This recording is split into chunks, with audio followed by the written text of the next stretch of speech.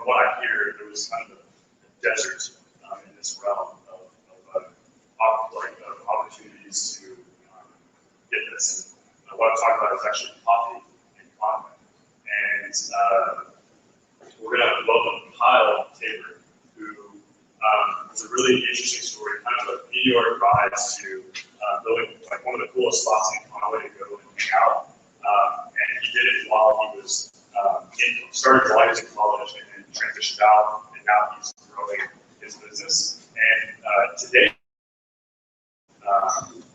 some of the experiences that he's had, he's going to share with us that from the perspective of somebody who's transitioned and grown so quickly. So without further ado, let's give a warm welcome to Kyle. All right. Oh, okay. Never used a microphone before, and this echo is going to be kind of. Can you guys hear me okay?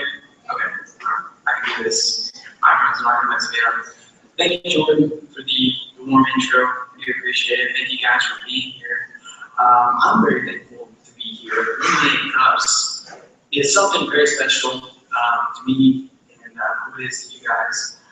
What we're trying to do here is so important for the development of not only yourself, because being here is good. It tells me that you value your mountain, what's going into it, but also tells me you value the community, and that's where my heart really is. So I thank you for being here, and I'd really like to meet every one of you after this, just because you came today, and I shows me that we have something in common.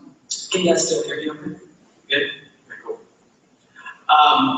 As Jordan said, my name is Kyle Tabor. I'm the owner, founder of Lucille Coffee in Conway. That's a coffee company that's existed for almost a year and a half now. It took me 2 years to start. And through my experience, I've seen a lot of growth, and I've learned a lot of things. And today, what I'd like to share is one of the most important, vital things that I felt like I've learned in my journey. And I've become really passionate about sharing this topic because I've seen this particular subject as an area, a subject that is just as vital to a company as anything else, if not more vital. My notes are on my phone, so if I can see me looking at my phone, I'm not texting, I promise. So I usually just refer to my phone, type everything in there. So the topic of my presentation today is why you should invest in your leadership skills as your #1 asset. I believe that it's the most overlooked and vital component of any startup or any company that does exist today. Simply put, if you don't have the leadership skills from the beginning and to the end, and they're not constantly developing, it doesn't matter how good your product is or how good your skills or your service is. At some point, a void of leadership is going to fail your business along the way. And that's why it's just as important as anything else to look at. So what I'm going to do today in my presentation, hopefully I'll speak for 10 or 15 minutes. I'm just going to share with you a journey from Lucille Coffee, and I've got 3 points along the way. I see as 3 significant chapters in my journey as becoming a leader. And really, what I want to put out there foremost is I don't look at myself as this great leader. I actually don't see myself as a good leader at all. I just see myself as a person who realizes my weaknesses as a leader. And I also see myself as somebody who sees the importance of being a good leader. And I feel like it's my responsibility as somebody who sees success to share that with other people. Because, I mean, if I can leave here today and just encourage one of you guys to invest into your leadership skills, I would feel like that, this one person, I feel like that I've done my job and really become a leader of and make it happen. So I'll start with Lucille Coffee. Just show of hands who has heard of Lucille Coffee. Yes, over half. My presentations are improving. 8 months ago, it was like 1. And I'm pretty sure they thought they heard about it. They were from Kentucky.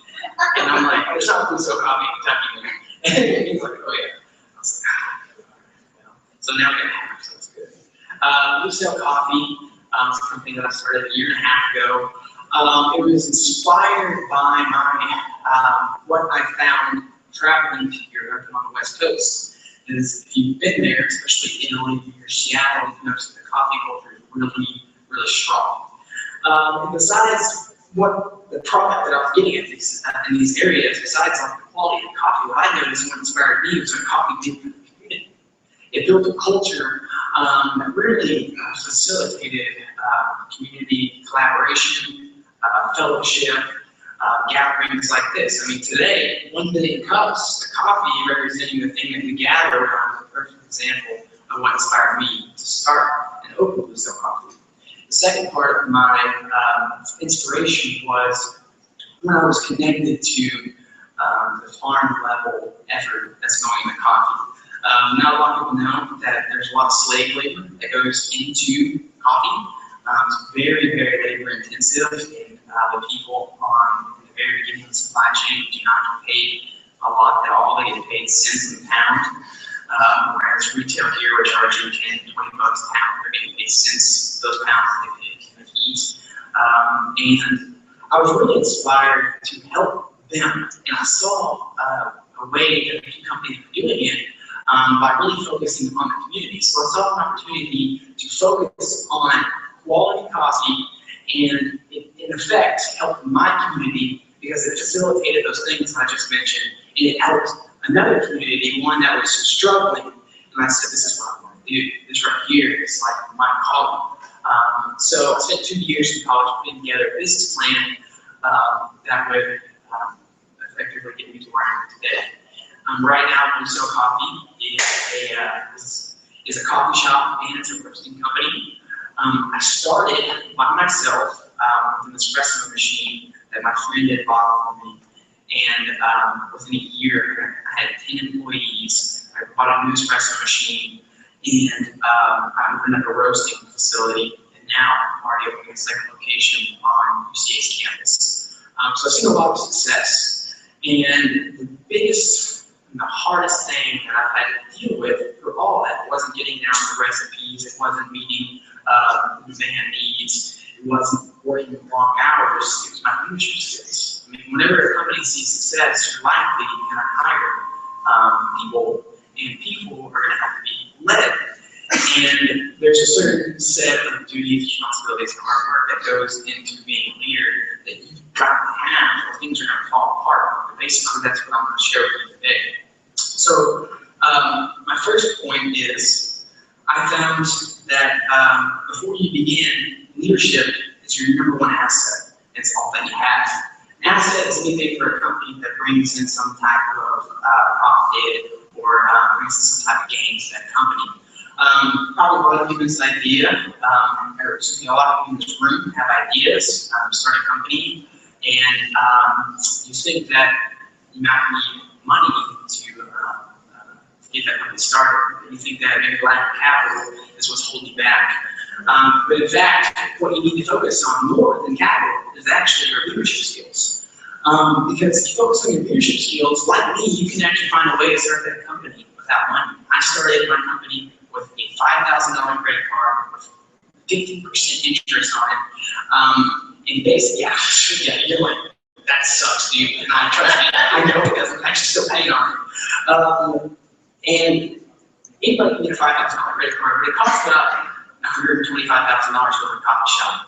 And I found a way to open a coffee shop without money. And basically, what I did was I didn't focus on getting the money. I focused on how to lend people about my idea, what people's thoughts and opinions are about me, my idea, and what I'm going to do for the community. Because I focused on leading my idea instead of trying to find money. I was able to convince friends and family to help me out. And they would help me out a lot. But like I mentioned, some of you might know this guy, Matthew Goldman, my roommate in college. He bought my first espresso machine. I saw this opportunity on eBay. I could not pass up. And I said, hey man, I need $3,000. And he was like, I believe in you. Here's $3,000. I spent the next year, $250 at a time, paying him back.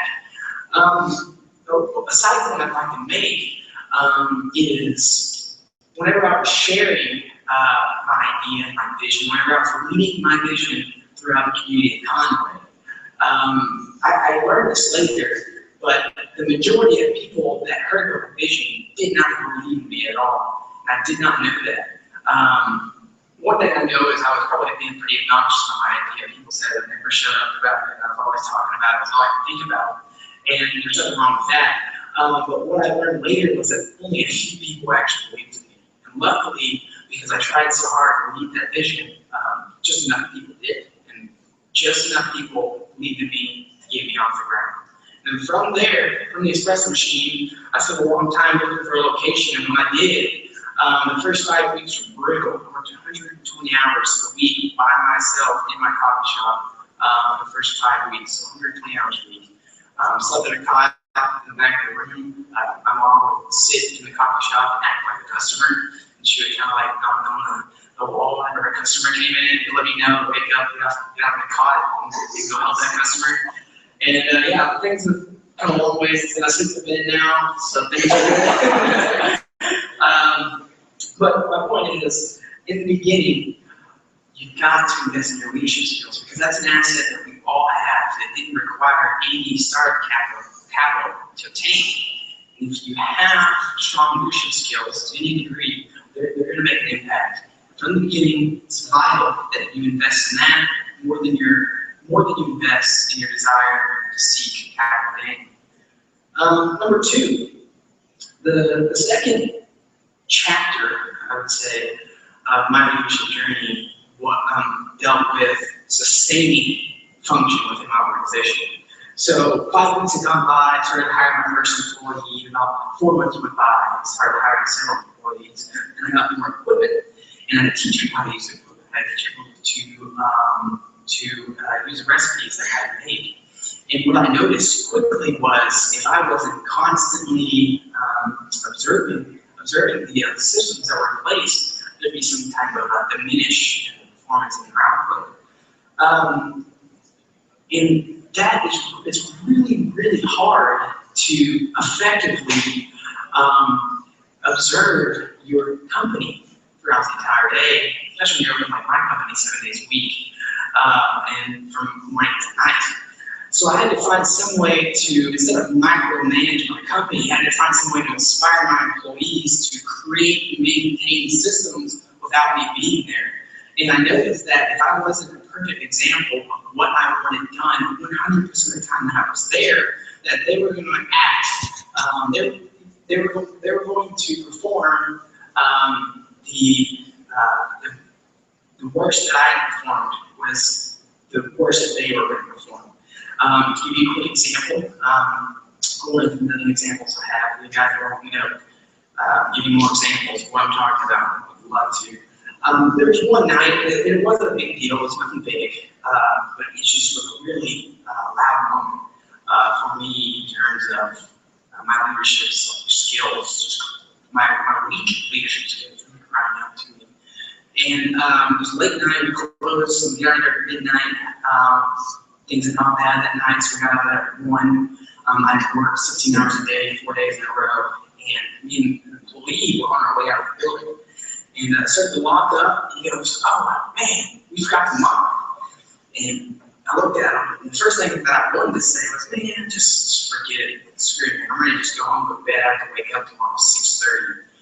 And I started to mutter that. I was like, and I thought to myself, what's going to happen whenever he's tired, he's here by himself, he's with another employee, and he feels like going home and he forgot the mom. I knew exactly what would happen. He'd probably just do the same thing I did, mutter, blow it off, and say, "Oh, Kyle, if you caught me, sorry, I was tired." And from that point on, I really realized that 100% of the time, if I wanted to sustain the function and the systems that I had tried so hard to set in place, that I was going to have to be the ideal leader, somebody who has never had an example to ensure that would happen. And a million other things like that happen. And like I said, I'd love to share all those examples with you if you're interested. Also, another thing that involves sustaining function is the hard one.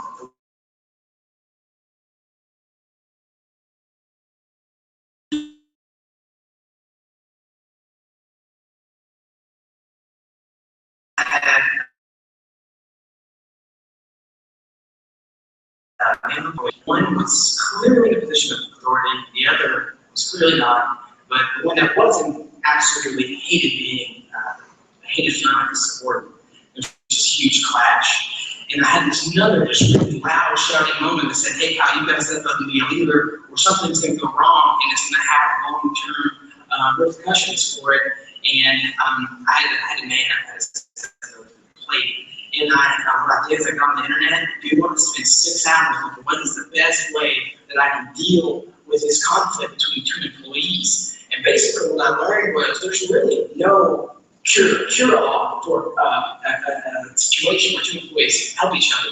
I couldn't find one thing that says this is what's going to solve the problem. Basically, I just found articles that says, well, if you want to be effective, you just got to suck it up, be a man, you approach these two about the problem, and tell a person that you think might be lying, they're wrong, and that you need to fix them, and they're going to hate your guts, and you're going to have to get over it. That's basically the conclusion. So I said, all right, well, this is not what I want to do, but I had to do it. So I took these two employees outside in a private area. I said, what's going on? They obviously gave me two different stories. I said to the younger, newer employee, I said, hey man, I've got to take her word for it because she's been here longer, I have more trust. It's really hard for me.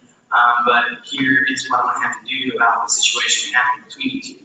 And we kind of think of the situation of so intense we're losing shields right now. But luckily, things between the two now are amazing. They're extremely productive employees. They've learned how to get along, and they've begun to create their own systems that have really impacted my company in a long way.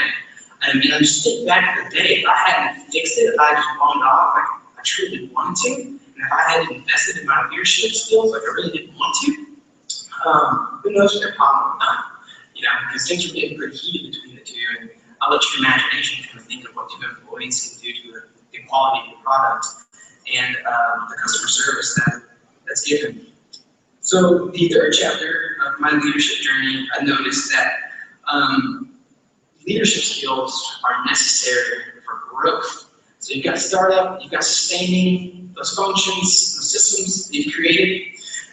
And what you've done is you've begun to create more assets. Every smart business owner and leader here knows that the biggest secret to running a successful business is simply you've got to focus on the assets you have to create more assets. I use my leadership skills as an asset to help me get another asset, which is my espresso machine, which eventually helped me get to my coffee roaster, which is helping me get to my big upcoming asset, this next location.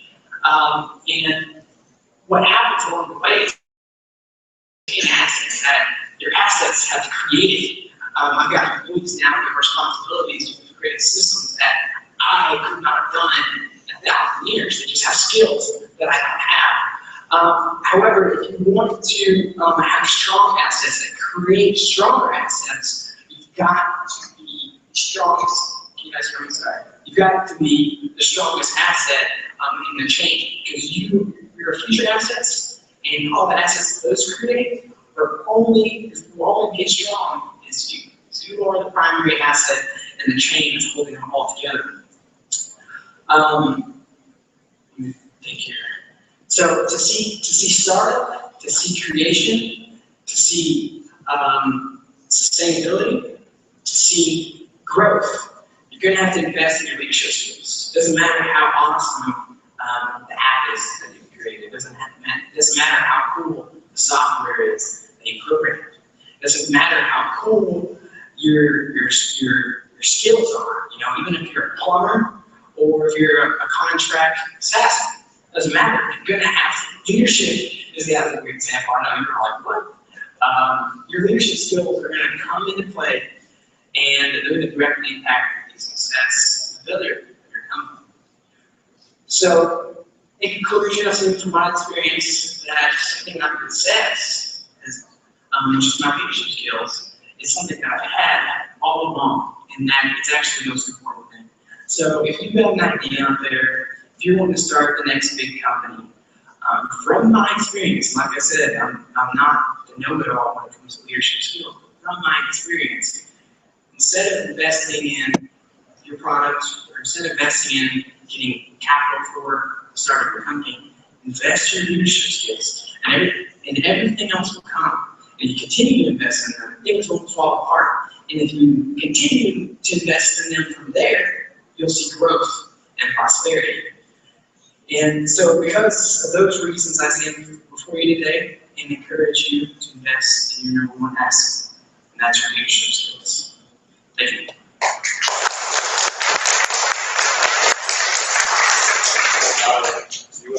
Questions? Yeah, man, all right. So does anybody have any questions for Kyle? I'm Amy Bolton of the Venture Park. Question regarding your employees and talking about leadership. What skills do you look in with them as potential leaders, and what are you doing to foster that in your business? Thank you so much for that question. I love that question because that's something that I really need to have clear in my mind. That's something that's none of these questions are black and white. You know, they're different for every organization, they're different for every leader.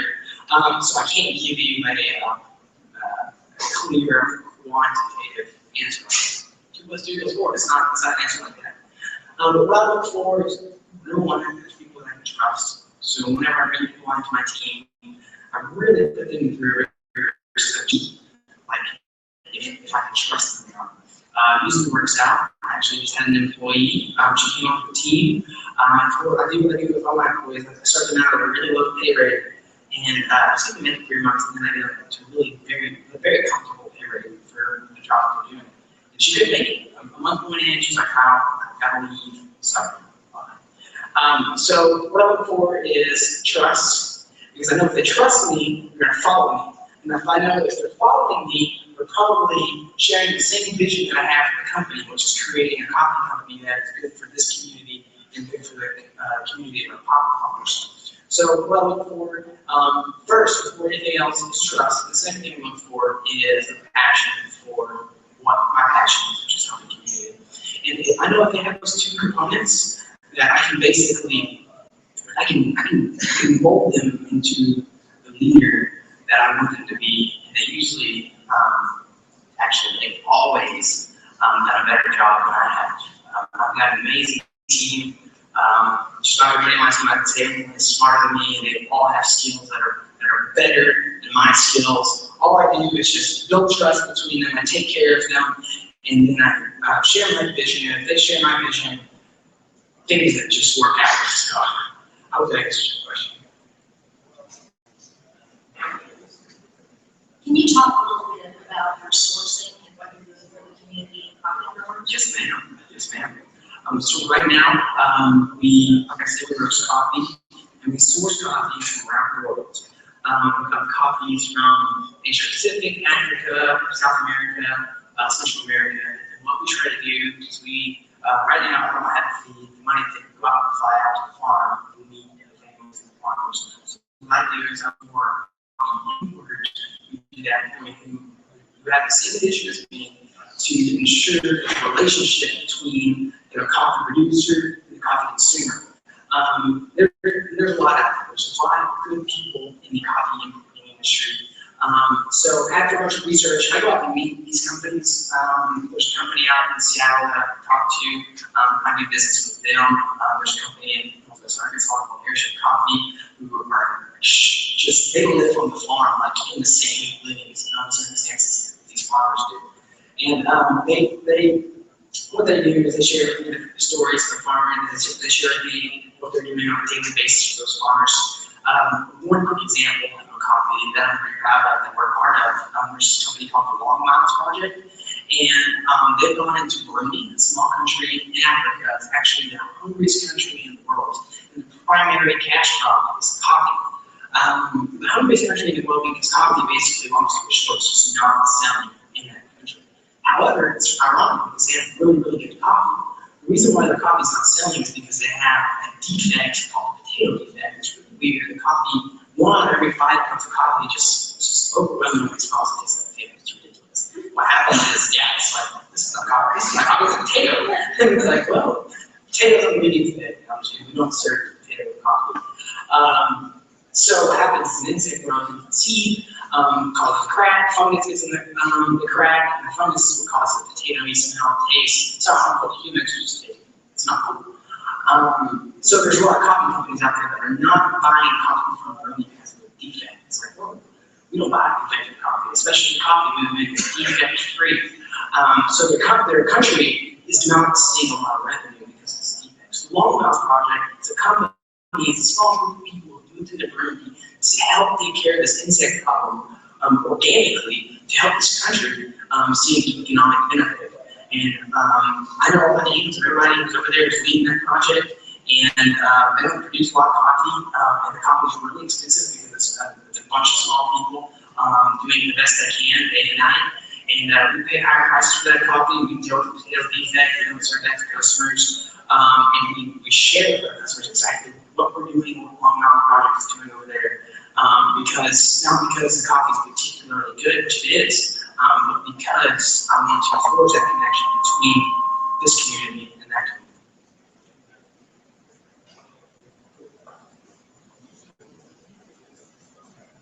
Hey, Caleb, you guys please.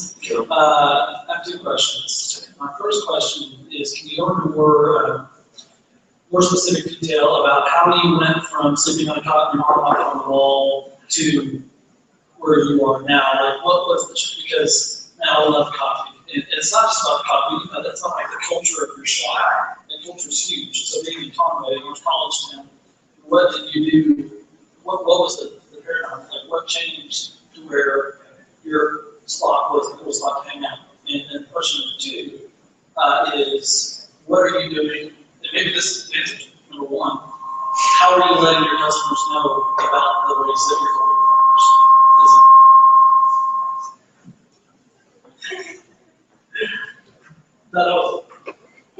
Great question, thank you, Caleb. Yeah, so I'm not gonna lie, I'm not gonna act like I'm some god of business and I created so much from nothing. As Jordan mentioned in his presentation, there's a great opportunity in Conway. I saw that there wasn't anyone selling specialty coffee, and it's a small word because mostly it's just really taking advantage of an opportunity. The second thing I did was I took advice from somebody who was very successful, and they gave me advice on leadership. And this advice right here on leadership has changed my life forever. It's probably the single best piece of advice I've ever gotten from leadership. And that is, when you share your vision, and if your company doesn't have a vision, you're already way behind. You need to give vision. When you share your vision, don't just share it. Say, hey, Caleb, this is what I want to do. I want to have this coffee company, and I want to be the best coffee company, because I love coffee. I know you love coffee. Let's get good coffee. This is what I want to do. You don't share just what you want to do. You share why you want to do it. Humans want to know why. If they can get behind you, if they can believe in the reason why, they're going to work for you just as hard and just for the same reason. So if I go, hey, Caleb, I'm really passionate about helping my community. And I've seen this opportunity to help not only this community in every aspect, but help another community in a third world country. And all we have to do is focus on quality coffee. I think this is what I'm going to do. You're going to be like, that is something that I would love to support. So what I think I've done to be so successful is with customers, employees, I share exactly why I'm doing what I'm doing, not just what I want them to do or what I want them to do. Question number two was, How are you? oh yes. So that's actually really tough. That goes into basically the education systems that I've put in place, and that goes down to the execution. You can talk about it all day, at some certain point you got to execute. And educating customers has been a challenge. Not everybody wants to hear about why they should drink coffee on their headphones and act like they're doing the Mac all day. So employees on how to realize the customers that are involved, how to take the opportunity to share with them what we're doing. What we do is we hold cubbies in our shop that's to standardize practice of comparing each coffee next to each other. It's pretty fun. We do it every Saturday. You can sign up. So we hold academic courses. Basically, we just do things to get in front of customers, especially not all of us, but enough habits. Yeah, thanks so much, Mike, Sue. And I can first say, I agree with you when you said that you used to talk about coffee 24/7. Every time I met you, it was literally some kind of conversation about coffee. You're a coffee guy. So, but kind of expanding on that vision side of leadership, that's what I wanted to drill into. I think it is absolutely important. I think it's absolutely important that you be able to share that vision with your employees. You just said that alignment is great. But there's also a long-term vision. There's also where you are headed from locations. I think it's really unique in contact. You're giving them an experience they're not going to get. But the next time around that you need to start to grow, that dollar figure is going to get really large that you need some leverage. And your friends and family, that have already invested, are going to be harder to get more money out of. What is that long-term vision for you? And do you already have a path of mind decided? Great question, Mike. Thank you very much. That really gets into something that I also talk about. That's what I call taking steps in the dark. From the beginning, I've never been somebody who's afraid to take a step in a direction. I know it's the right direction, but I don't know if it's the best step to take. And what I mean from that is I got a piece of advice one day that said, if you wait for all the lights to turn green, you're never going to go. So to answer your question, I have no clue how I'm going to raise capital to get to where I want to go. Where I want to go, I want to be big. How, I don't know. Right now, Wholesale Coffee is open for investment. It was really hard for me to say, actually. Like 3 weeks ago, I was just like anti-investment since the very beginning. Now I'm like, okay, if I'm this true, I have to accept investment. But anyways, to answer your question, I don't know. I don't know what my future holds. I know what I want, and that's I want Lucedale to be a part of Central Arkansas. I want to make an impact on every culture in Central Arkansas. How I'm going to get there in the long term, I tell people, I don't know. That is what I want, and I'm going to take steps in the dark until I get it. And I know I'm going in the right direction. I know I'm sharing my vision, and so far, that's all I've done. That's all I feel like I can do, and that's all I'm going to do.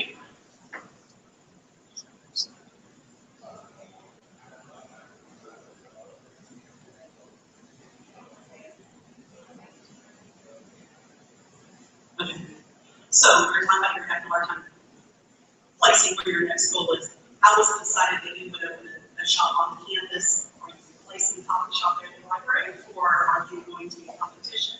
Did somebody approach you? Thank you for that question. Yes, ma'am. UCA actually approached me. Some of you may have heard of the new Donald Corridor development. They tore down that old Papa John's that was there, and they're going to build a 4-story building for students to live in, and they're going to build a community space similar to Peters Village. And they said, Kyle, I know Kyle, I heard about you a year and a half ago. I'm not going to dime on you. You've done a great job. You're at UCA online. Would you be interested in this? Back then, I'm thinking, I don't have the money to do this. But yes. So it'll be open 11 months from now. I'll be 11 months to pay off some debt, so I can borrow some more money, maybe take investment.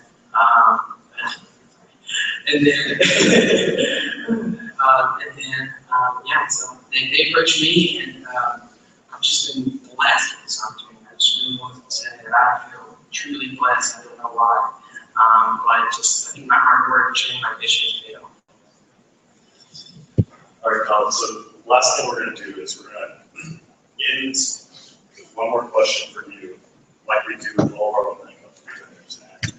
What is the one thing we can do as a community to help you that we might be able to lead and do today? So what's one action item we can take with us? Thank you for that question, Jordan. Yes, please, all of you, reflect and consider your leadership skills, because I've noticed that these skills are not just important for my business, but my personal life. With my wonderful girlfriend back there, they transcended into that relationship, into a relationship with my family. You'll see nothing but benefit and absolutely no cost when it comes to investing into your leadership skills. So if you want to help me, you just make me happy by spending some time with yourself, whether that be in the shower, with your headphones on, and saying, who am I as a leader? Not only that, how can I become better as a leader? If you make practices every single day, I promise you one day, you'll look back and go, wow, I didn't feel like I'm going anywhere, but I've come a long way as a leader. And you'll see right then all the benefits from that investment. Let's give Powell one more out.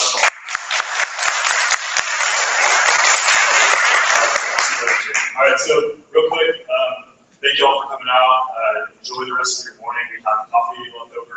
Today is co-working Wednesday at the Venture Center, so feel free to use some of the co-working space, which is all the space. It doesn't look like a cubicle. And then we also have a few more announcements for upcoming events. Yeah, thanks, Jordan. Okay, so for clarification, the co-work space is not everything that doesn't look like a cubicle. It is not the conference rooms, okay? So not the rooms back there. If you want to use the conference rooms, those are reserved for our membership and for the people who work in the co-work space and have to be reserved through the tech department. So for clarification. Ideally, we'd love to see the co-work Wednesday happen in this space directly behind us, which has room for about 16 people, and that's about what we average on those co-work Wednesdays. So there's that. Okay, pitch times. Yeah, paper. So you're supposed to share the paper. I know it's old school, but just pass it around for me. I'm having technical difficulties and it's not showing up here. So pitch and times is going to be on July 25th. That is a Saturday. It's going to be in the downstairs basement party room of the Flying Saucer. If you were to register today, right here, right now, on my handy registration iPad situation, you can get $5 off. So what we're doing is we're having a pitch contest. There are 60-second pitches. You just go down to the basement and choose either pitch or watch. It's pretty clear. It's going to be a super, super good time. We have a brand new graphics designer in-house too. Her name is Ashley. Some of you may know her, some of you may not.